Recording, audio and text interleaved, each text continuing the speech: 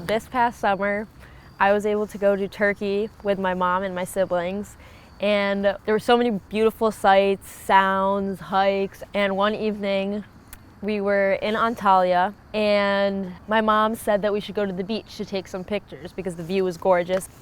So we're walking to the beach, all dressed up, all ready. I'm wearing heels that I just got, and I'm super excited about them. My family and I were walking towards the beach, and in order to get down to the level, there is like a spiral staircase, but it's marble, so it's a little bit slippery. I decided to check the time on my phone. And while I did that, I missed a step on those said stairs, and I tripped down multiple stairs in my heels and twisted my ankle. And luckily my brother was walking in front of me, so he was able to catch me, but I ended up on the ground. My ankle hurt so bad, I couldn't put pressure on it. And so then we were kind of at a standstill because we were like, what do we do? Do we go to the beach and still take pictures? My family still decides, let's try our best to go and take pictures. I could just stand on my one leg. So now we're walking towards the beach, and I still can barely put any weight on my ankle. I was kind of leaning on my mom, and after 1 minute of photos, I was like, I can't do this. This is just causing me too much pain. So then she went to get help, and so this guy shows up on the golf cart at the beach, and at this point, everyone's starting to look at me. He's obviously there for me, and they're asking what happened and details. These 2-3 guys kind of help me hobble over to the golf cart, and my siblings are kind of making a joke out of it. My mom, my sister, brother, and I get on the golf cart, and everyone is looking because I have my ankle elevated with an ice pack on it. So now he put me in a wheelchair and wheeled me into this random hallway room. In there were 2 guys dressed in scrubs, and I was like, this is very strange that a resort just casually has this room with guys in scrubs and who are ready for it, but whatever. This whole time I thought I could just, be given something to wrap my ankle and just call it. But no, doctor comes in and he says, I think you sprained it, but I want you to go to the emergency room to get an x-ray. They call an ambulance. So we get to the emergency room and barely anyone speaks English. We finally found someone that did, and we were in and out of there super quick. The service was really awesome. I honestly thought we were gonna be there for hours. So then I ended up going back to the resort, and for the remaining week and a half, I had crutches, and I had to do every single excursion on crutches. Okay, so April 15th, 2015 was a Saturday, and I always went to church on Saturdays. And I always sat on the floor at church. That was just the way church worked, I guess. There was always rows of people, and I was with my friends, and you get 1 hour into church, and you're getting a bit bored, you're messing around with your friends. But this Saturday, the building started shaking. It was like you were inside a box and you were just getting tossed around inside. And it took me a second to figure out what was going on. I was somewhat zoned out, and people start shouting, earthquake, earthquake, earthquake. Usually church is a quiet place. People aren't really making that much sound or shouting, so I'm trying to figure out what's going on. And the next thing I know, I'm flat on the ground. It takes you a minute to feel an earthquake.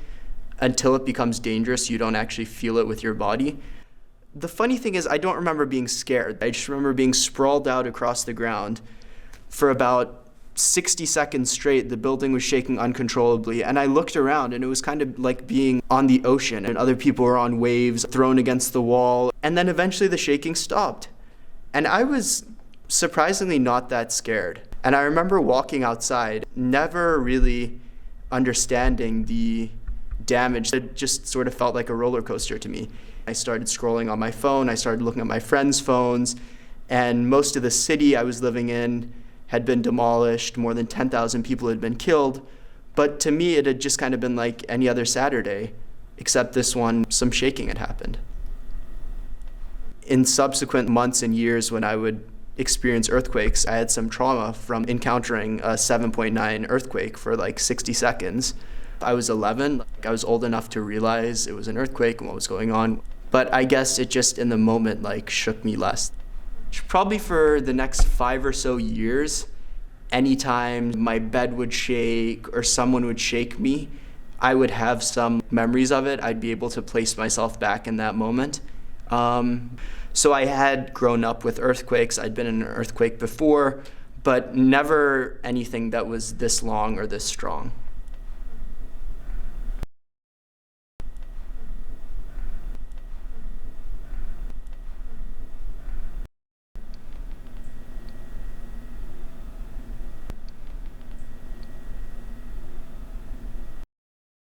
So I worked as a lifeguard over the summer in I live in Vienna, Virginia, and then like the next town over, Reston, is it's a planned community actually, technically. And so part of like the community planning is that they have like 15 pools. And so I lifeguarded for Reston over the summer. I was working full time. And school started like halfway through August. So then after that, it was just college kids. So it was me and like this homeschooled kid was my manager. And it was like, usually the pools had like regular managers, but like they were just kind of rotating through whoever they had left at that point. So I had never worked with him before. We had like a crazy storm. So it was just like pouring down rain. We don't even really set up. We like close all the umbrellas and we just like sitting in the office and like reading for like 2 hours. Like we're hanging out, whatever. And like technically we're still open because every pool, there were like 4 different parts of Reston and each little like part needed to have one pool open. And this guy shows up and my first interaction with this guy was he skateboarded down the parking lot and tried to do like 3 skateboard tricks and failed every single one in a row. He was like 37, like he was like old and like bad at skateboarding, and I was like, what is this? And then come to find out, everyone at my pool called him Musty Mark because he was just like weird and creepy. Once someone saw him get in an argument with a wall, like an actual wall. He like got in a fight with this wall. So he like shows up in like this like anorak raincoat, and it's like pouring rain, like bucketing rain. It's like lightning, thunder, the works. Like we're all just like sitting in the office.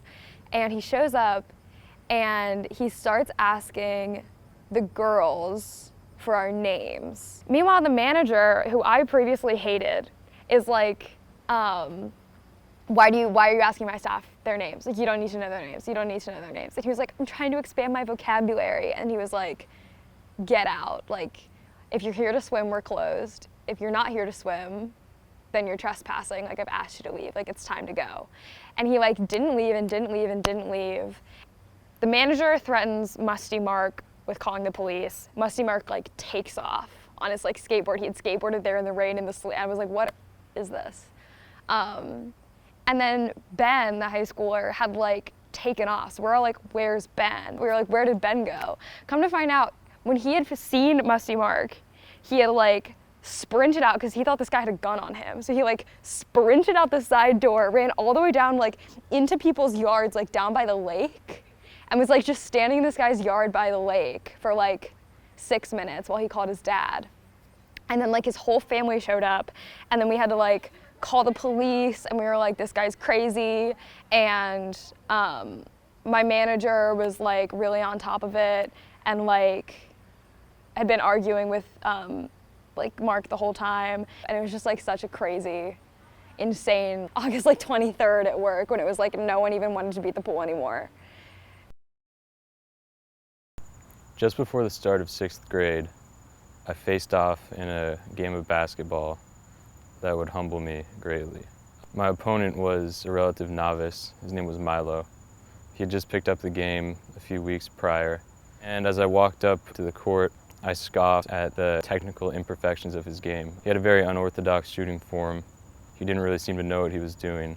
I certainly had an inflated ego at the time due to my success prior to that. And this was because I had a physical advantage over most of my opponents in the form of height, rather than any true skill. So I expected this to be an easy win. I let him start with the ball because I really didn't think he had much of a shot at competing with me. That couldn't have been further from the truth. He kept on making shot after shot, and it just sort of seemed like a miraculous streak of luck. I took the ball and I threw it at his feet. He winced in pain, and he asked me, why would you do that? I said, it's just part of the game, man. It's just part of the game. As he started to walk away, I noticed that my actions had gone beyond those of a competitive spirit. And we never finished that game, but I took away the lesson that it's not always about being the victor. The story I'm going to tell took place 2 years ago when my family was staying in Karpathos, Greece. So my family had been staying there for 2 weeks, and meanwhile my dog was back home, staying with this man that we didn't know very well, but he was a very kind man and he liked to take in a lot of dogs. It's the first night that my sister's friend Anastasis had come to visit us. He was sleeping in a small room, one cot on one side, one cot on the other, and he was right in the middle of us. And we had been sitting around and talking, and then my dad opens the door and walks in, and something is just off about his face. And he's like, "Guys, something happened." And we're like, "What? What happened?" And he's like, "Shiloh's missing. I just got off the phone with the man who's taking care of him. He's been missing for 2 days, and the man thought that he could find him before he had to tell us." So then me and my sister are like, "Oh my God," and we just start crying, breaking down, searching up all the websites nearby where Shiloh could possibly be and being like, "Is he at this pound? We're calling." And my dad said the man has put up posters everywhere. The man has been looking every day, checking all the pounds. No sight of him. So me and my sister are just like, this is it. He's gone, our little baby, and there's nothing we can do. We're across the ocean and we can't even get back to him. That night, my sister and I go to sleep on the cots, and our friend Anastasis is in the middle, and we're just sobbing and sobbing. So his first night there, we're just crying on either side of him. And then, out of nowhere, the world just starts rumbling. Our beds start shaking. There's just an earthquake in the middle of the night, and if that's a sign, I don't know what is, because the next morning we wake up, we rush to the computers, we check the sites. We don't see him on the websites, but my dad walks up and he says, "Look, the man found him." He found him drinking milk out of some random person's backyard, and they were taking him in. The man sent a picture of him with Shiloh looking like the most relieved person you've ever seen, because who wants to be the type of person to lose someone else's dog?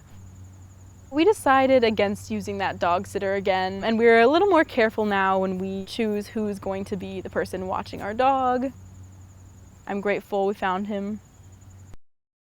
My parents technically met at Jewish sleepaway camp when my dad was 16 and my mom was 10.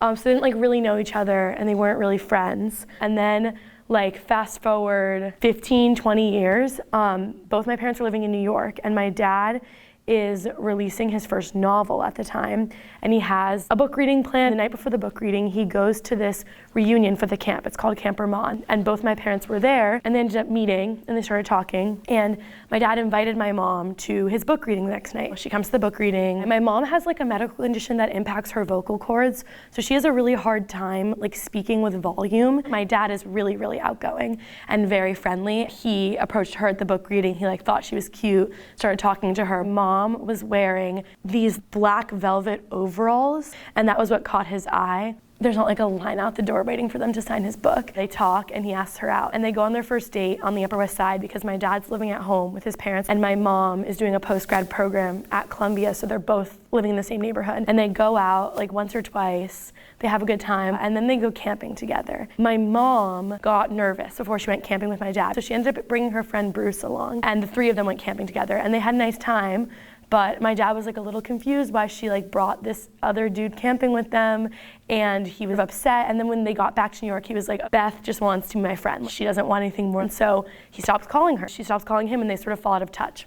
A few months go by, and my mom is walking down the street on the Upper West Side with her friend Tara. They happen to run into my dad on the street, and they have this really awkward interaction. My mom walks away with her friend Tara, and Tara's like, "What was that? That was so weird." And she was like, "We went on a few dates, and we had a really nice time, but then he just stopped calling me all of a sudden, and I never knew why." Tara was like, "Why don't you just call him and ask him?" And my mom is a very non-confrontational person. She was like, No, I'm not gonna do that." Tara was like, "Call him right now. I'm gonna stand here on the street in Manhattan while you call him." My mom was like, "Okay, fine." She calls him on the phone, and she only has the number for his landline phone at his parents' house. And she calls, and my grandpa picks up the phone. She's like, "Hi, I'm calling for Josh." And he goes into the other room, and he's like, "Josh, there's a woman on the phone for you." And he's like, "I don't want to talk." And my grandpa's about to hang up the phone, and he's like, "She sounds like she has something urgent to say, you should talk to her." My dad's like, "Okay, fine."